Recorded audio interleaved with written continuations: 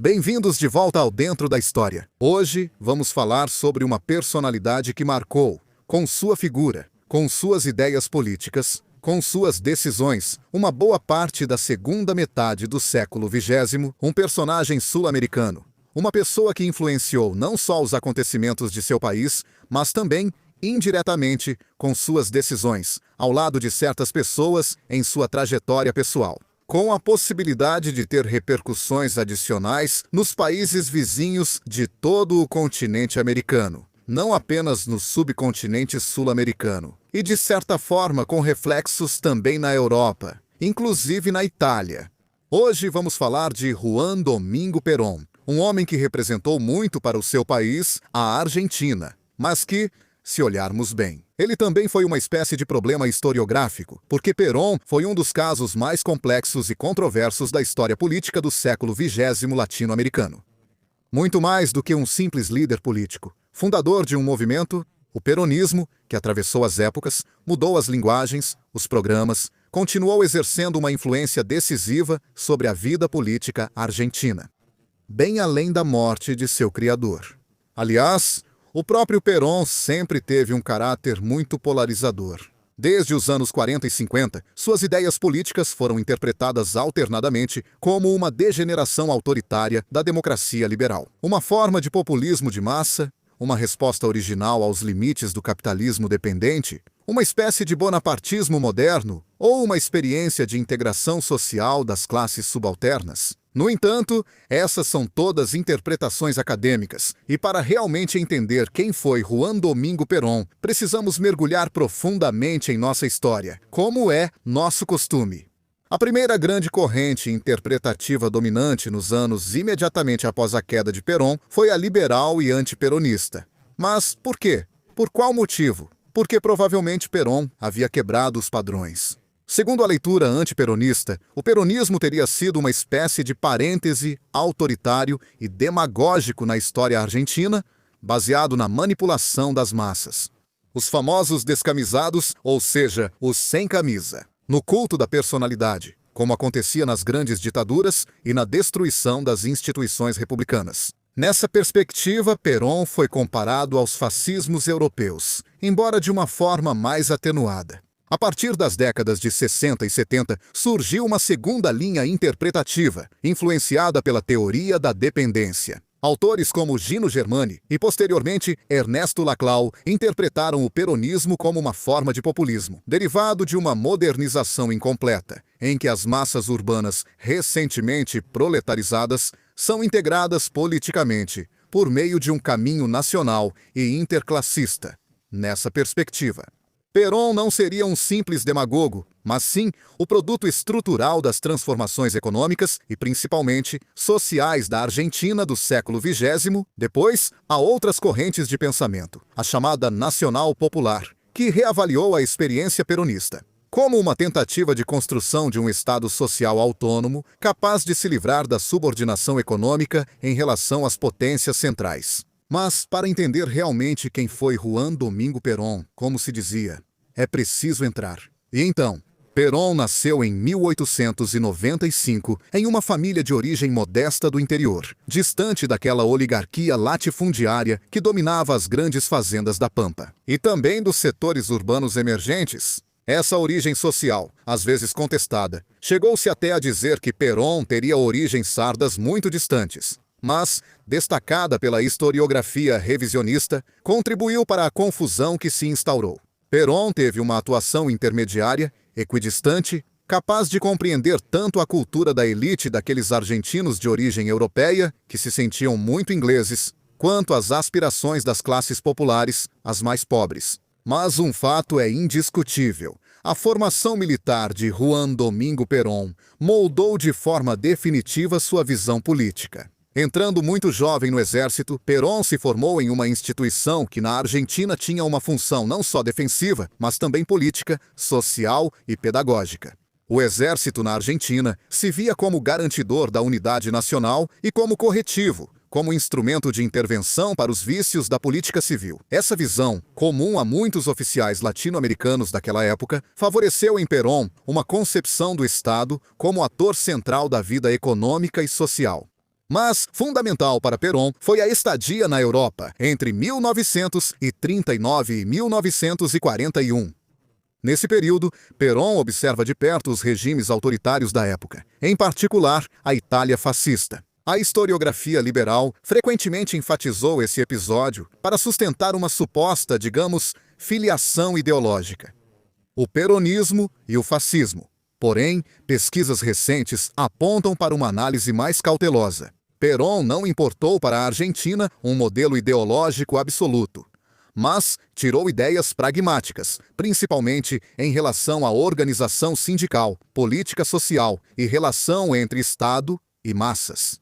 Sua doutrina, o justicialismo, a terceira posição entre o liberalismo ocidental, o capitalismo e o socialismo soviético, mais do que uma teoria sistemática, era um conjunto flexível de princípios adaptáveis às circunstâncias que privilegiavam a harmonia social e o papel de árbitro do Estado, o Estado argentino. Mas como era a Argentina no período anterior, antes da ascensão de Juan Domingo Perón ao poder? Entre o final do século XIX e a crise de 1929, a Argentina experimentou um crescimento econômico extraordinário, baseado em um modelo agroexportador integrado ao mercado mundial, especialmente com a Grã-Bretanha.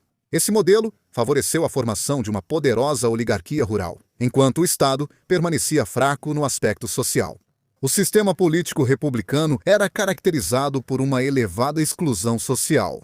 A ampliação do sufrágio, ocorrida em 1912, com a Lei Sáenz-Peña, abriu espaços de participação, permitindo a ascensão da União Cívica Radical, mas não havia modificado radicalmente os equilíbrios econômicos e sociais.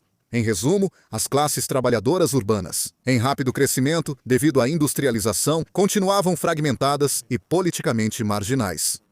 A crise mundial de 1929 marcou um ponto de virada. O colapso do comércio internacional evidenciou a vulnerabilidade do modelo agroexportador. Por isso, mudou-se o modelo, passando para uma industrialização substitutiva de importações imediatamente após a crise. Aqui está um golpe de Estado, o primeiro de muitos, o de 1930, que inaugura a chamada Década Infame, caracterizada por fraudes eleitorais, repressão social, crescente dependência econômica do exterior. E nesse contexto, de crise da legitimidade política e de transformação social, que amadurecem as condições para o surgimento de uma nova figura. Às vésperas dos anos 40, a Argentina está, portanto, em uma situação paradoxal.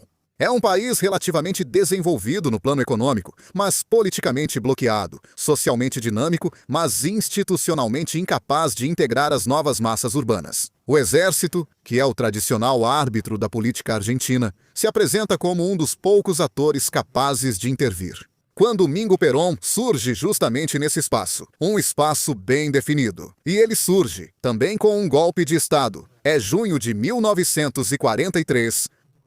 Quem promove esse golpe é o Grupo de Oficiais Unidos, o GOL, que põe fim ao regime da Década Infame. A intervenção militar não é inicialmente motivada por um projeto social avançado. É uma mistura de nacionalismo, antiliberalismo, preocupação com instabilidade política e outros fatores. A virada acontece com a nomeação de Juan Domingo Perón para a Secretaria do Trabalho e da Previdência. Um cargo que rapidamente é transformado em uma plataforma de poder, através de uma política ativa de mediação nos conflitos industriais, a introdução de contratos coletivos, aumentos salariais, férias remuneradas, seguros. Perón consegue construir uma relação direta com o movimento operário. É indiscutível que entre 1943 e 1945, Perón consiga preencher esse vazio de representatividade e se colocar como um líder reconhecido. Mas algo acontece, justamente nesse período muito particular. E não é apenas o encontro entre Juan Domingo Perón e Eva Duarte. Sua futura esposa evita aquilo que dará origem a uma lenda retratada também em peças teatrais, musicais e filmes. O evento fundador é o do dia 17 de outubro de 1945. Alguns dias antes, em 12 de outubro, Juan Domingo Perón é colocado sob prisão pelos próprios colegas, pelos militares. São setores conservadores do exército que, apoiados pelas elites econômicas, decidiram pôr fim à experiência peronista, considerada excessivamente perigosa. A prisão de Perón dura muito pouco, apenas uma semana. Em 17 de outubro de 1945, uma mobilização espontânea dos descamisados ocupa a Plaza de Maio em Buenos Aires. Exigindo a libertação de Perón, eles fazem história. Esse evento é considerado o batismo oficial do peronismo. Para os historiadores peronistas, 17 de outubro de 1945 representa a irrupção do povo na cena política, o nascimento de uma nova cidadania social. Para os críticos, ao contrário, teria sido uma manifestação dirigida de fora, possibilitada pelo controle sindical e pela fragilidade institucional do Estado.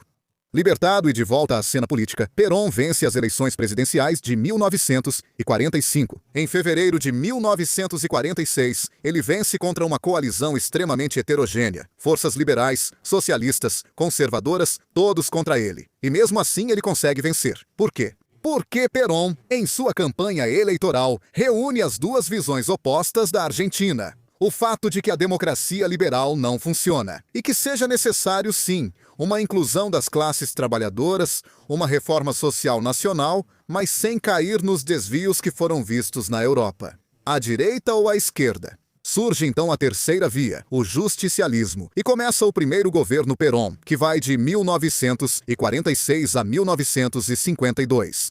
Um governo baseado em um projeto político bem definido, Estado social, consenso e poder. Pela primeira vez na história contemporânea da América do Sul, um governo se baseia explicitamente no apoio organizado das classes trabalhadoras urbanas. O projeto peronista não é uma reforma, revolução social no sentido clássico, mas uma reforma profunda da estrutura estatal e das relações entre empresariado e trabalho. É a chamada terceira posição, a alternativa, uma espécie de laboratório, antecedente do que será o movimento terceiro-mundista. A política econômica do governo Perón se beneficia de uma conjuntura internacional favorável. As reservas acumuladas durante a Segunda Guerra Mundial permitem ao Estado argentino financiar um ambicioso programa de intervenção econômica. Há, por exemplo, a criação do IAPI, o Instituto Argentino de Promoção do Intercâmbio, que permite à Argentina controlar o comércio exterior, no âmbito da política social e dos direitos trabalhistas. Também aqui o pré-peronismo leva adiante uma doutrina clara. Reconhecimento dos direitos trabalhistas, expansão da previdência, férias pagas e negociação coletiva. Tudo muda e aparentemente para melhor.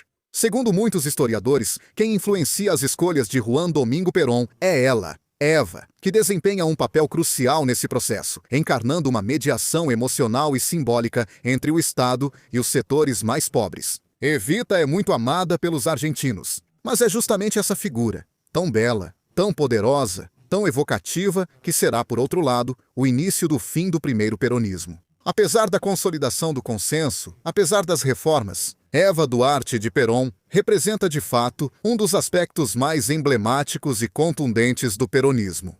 Originária de uma família provincial humilde, que chegou a Buenos Aires nos anos 30 para seguir a carreira artística, Eva compreende o valor da comunicação e da representação simbólica. Ela se torna um ícone. Através da Fundação Eva Perón, Evita desenvolve um vasto aparato de assistência social, distribuição de ajuda e bolsas de estudo. É por isso que ela é tão amada pelo povo. Mas sua doença, o câncer, que a atinge no início dos anos 50, leva Eva à morte em 1950. Pouco depois da reeleição do marido, marca não só uma perda afetiva para o presidente, mas principalmente o desaparecimento de uma figura-chave na manutenção do consenso popular e da mediação social. O segundo governo, porém, que dura até 1955, começa em um contexto muito diferente. No plano econômico, a exclusão da Argentina do Plano Marshall provoca uma desaceleração da economia e do processo de industrialização do país. Nesse contexto surgem problemas estruturais. A inflação começa a crescer cada vez mais. As dificuldades do comércio exterior e a crescente pressão fiscal sobre as empresas começam a ser sentidas. Perón reage com uma espécie de autoritarismo administrativo. Tenta se impor. Péssima ideia.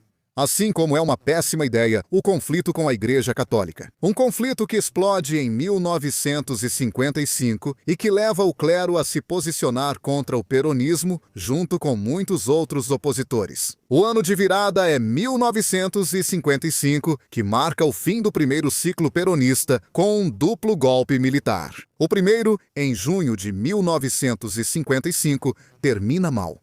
Oficiais da Marinha tentam matar o presidente durante uma manifestação pública. Aviões da Marinha bombardeiam a praça onde Perón discursaria, mas ele se atrasa e não está lá.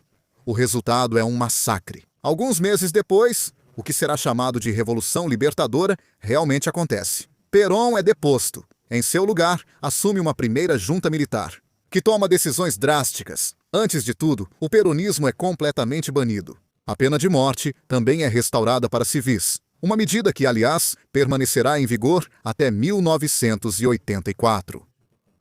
Não haverá mais eleições livres, porque vários partidos são proibidos. A Revolução Libertadora encontra os historiadores bastante divididos quanto à definição.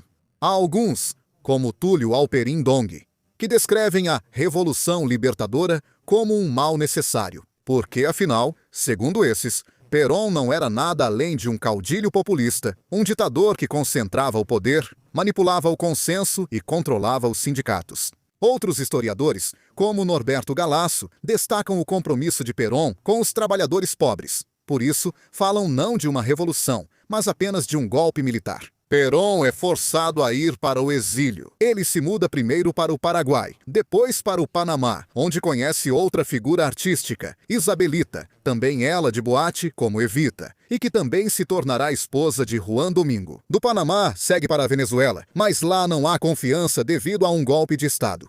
Juan Domingo Perón precisa se refugiar na Embaixada da República Dominicana e de lá fugir justamente para a República Dominicana, onde fica hospedado por um tempo com o ditador local Trujillo.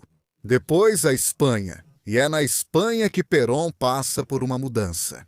Enquanto seu movimento e o peronismo se fragmentam entre correntes mais moderadas, a velha guarda, e mais radicais, movimentos juvenis e movimentos sindicais, Perón se move cada vez mais para a direita, um pouco por influência de Francisco Franco. Sim, porque a política dos Estados Unidos, como a doutrina Monroe e Roe, influencia a América do Sul. E se posicionar como líder independente pode sair caro, pode transmitir uma mensagem errada, a de ser basicamente um fantoche de Moscou. Na Argentina, durante o exílio de Perón, que é muito longo, acontecem várias coisas. Repressões, prisões, torturas, restrições à liberdade pessoal. O movimento peronista continua a sobreviver, mas na clandestinidade. É preciso esperar o início dos anos 70 para que algo realmente mude, para que Perón possa ter uma nova chance, uma chance que não se manifesta de forma autônoma e também não se manifesta de forma espontânea. A chance chega graças às primeiras eleições gerais, que são convocadas em 11 de março de 1973. Perón é inelegível, não lhe é permitido concorrer. No lugar dele, os eleitores votam no candidato do Partido Justicialista, Héctor José Câmpora, um peronista de esquerda, que obtém quase 50% dos votos. Assim que assume o cargo, Câmpora renuncia, porque quer abrir caminho para novas eleições, porque quer trazer Juan Domingo Perón de volta para casa. Perón finalmente tem a chance de voltar para a Argentina, mas algo terrível acontece. No dia do seu retorno a Buenos Aires, em 20 de junho de 1973, cerca de 3 milhões de apoiadores se reúnem no aeroporto de Ezeiza para esperar o avião. Esse avião é redirecionado para outra base porque, enquanto isso, Ezeiza é abalada por um protesto feroz que resulta em um massacre. As duas facções peronistas entram em confronto, a de esquerda e a de direita. A facção de direita é orquestrada por um homem que conheceremos no próximo mês. Em outro vídeo nosso, José Lopes Rega, o chefe da AAA. É Lopes Rega quem ordena aos seus homens que atirem contra os adversários, provocando 13 mortos e 300 feridos. Para Perón, não é uma boa notícia. Perón se candidata, apoiado pela direita peronista. Câmpora, isolado, tenta de alguma forma fazê-lo mudar de ideia, fazer o velho Juan Domingo entender que é o caso de mudar, de voltar ao passado. Perón não confia, se candidata, vence as eleições de 23 de setembro de 1973 com 62% dos votos e nomeia a esposa Isabelita como vice-presidente. Parece que a máquina do tempo fez efeito, que Juan Domingo Perón, mesmo já idoso, ainda pode fazer algo pela Argentina. O problema dele é que não tem mais as mãos livres como nos anos 40 e início dos 50. Agora ele está amarrado de mãos e pés a um sistema de poder que não está mais sob seu controle. Há homens poderosos demais na Casa Rosada. São muitos os homens que tentam manipulá-lo. Perón já está idoso, está doente, tem uma cardiopatia isquêmica crônica com insuficiência cardíaca. Mesmo assim, ele tenta fazer alguma coisa. Durante as celebrações do Dia do Trabalhador, em 1º de maio de 74, Perón, diante de uma praça lotada pela metade por simpatizantes da esquerda peronista, os chamados montoneiros, deveria dar um sinal positivo, tentar unir o país novamente. Perón já tinha preparado um discurso sobre o sindicalismo, mas é convencido a desistir desse discurso e a lançar um violento ataque contra os montoneiros. A partir daí, os montoneiros e a esquerda peronista percebem que viraram minoria e terão que ir para a clandestinidade. Pouco tempo depois, em 1º de julho de 1974, quando Mingo Perón morre repentinamente em sua casa na Quinta de Olivos, nos arredores de Buenos Aires. É um infarto agudo do miocárdio que o leva. Uma multidão imponente participa do seu funeral em Buenos Aires. Em seu lugar, assume Isabelita, presidente interina até o fim do mandato. Mas Isabelita é ainda mais fraca que o marido. Ela também é manipulada, por quase 2 anos, por homens sedentos de poder, começando por López Rega e outros. Em 24 de março de 1976, com a prisão de Isabelita Perón e sua partida para o exílio, termina a era peronista na Argentina. Termina uma época e começa outra, mais curta, mas muito mais sangrenta. A época da junta militar, primeiro de Jorge Rafael Videla e depois de Galtieri. É uma época sombria. A época dos desaparecidos, dos campos de concentração subterrâneos, do massacre de uma geração inteira, das mães e avós da Praça de Maio, que clamam por justiça e verdade. Mas essa já é outra história. É uma história que talvez contemos para vocês outra vez. Aqui encerramos com um julgamento final sobre a figura política de Juan Domingo Perón. Uma figura complexa, controversa, inovador social. Em palavras, defensor dos trabalhadores, promotor de políticas de justiça social, capaz de reunir um forte consenso popular, de gerar uma dimensão política nunca vista antes. Mas também um homem com uma forte tendência autoritária, que se deleitava com o culto à própria personalidade e também se apoiava no culto à personalidade da esposa, primeiro Evita e depois Isabelita. Incapaz de mediar entre as facções internas do peronismo, apoiando ora uma, ora outra, explorando-as como marionetes. As políticas de Perón, por mais que fossem inicialmente eficazes, nunca conseguiam estabilizar o país a longo prazo. E isso não fez nada além de alimentar as divisões e os conflitos.